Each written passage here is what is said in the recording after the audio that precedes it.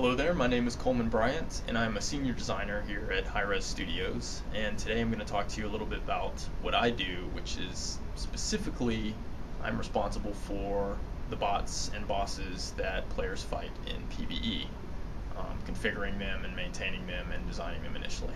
What we're looking at now is actually the bot for the Warlord boss that you fight in 4-man co-op PvE missions at the end of the desert region that we just released for the new Sandstorm expansion.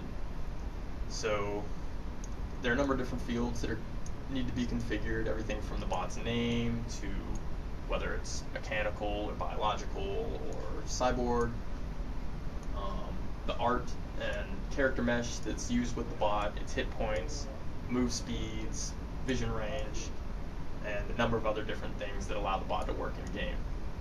Down at the bottom you can see a list of devices. Each of these represents one attack the bot can use or a specific type of protection that he has.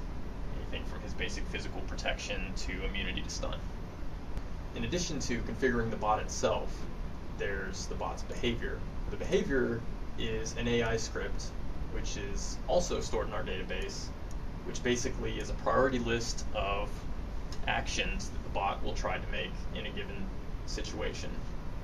And these actions have different parameters for what we call action tests that determine whether or not an action is valid at the time. So basically what we're looking at is the mind of the Warlord.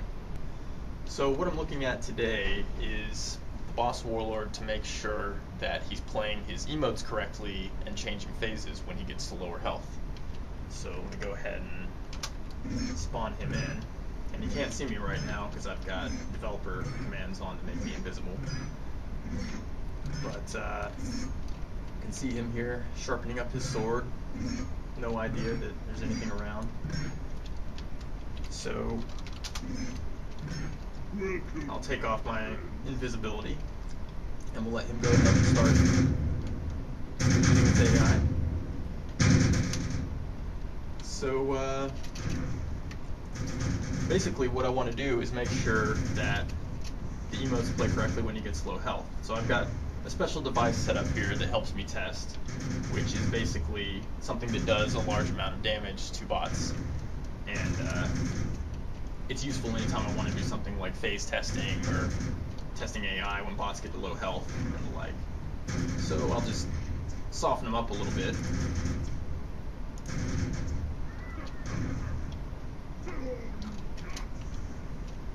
So we can see here, he's now weakened to the point that he's starting to do his charge attacks. And so, test him a little more here.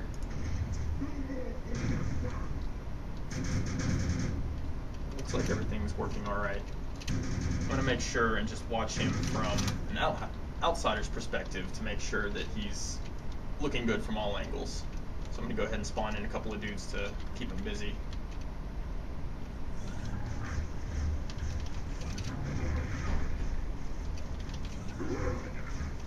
It looks like everything's working alright here. So let me go ahead and clear these guys out with another little fun test device I've set up, which I call the Assault Launcher. Handy for clearing a room when you're testing defense missions. Alright, so I'm going to go ahead and spawn as the Warlord and make sure that his cleave device is working correctly. So the Warlord's cleave attack was our first AoE melee, and so I just want to make sure that it's hitting multiple targets in a row. So here we have a group of unsuspecting alarm responders, a couple more for good measure, and I'm just going to make sure the cleave hits all the ones in front of me. And it does. And it's fun. It looks like everything's working correctly, and the Warlord's pretty much good to go. Unless you find any other bugs, in which case let me know on the forums. But that should be a good representation of a good majority of what I do here.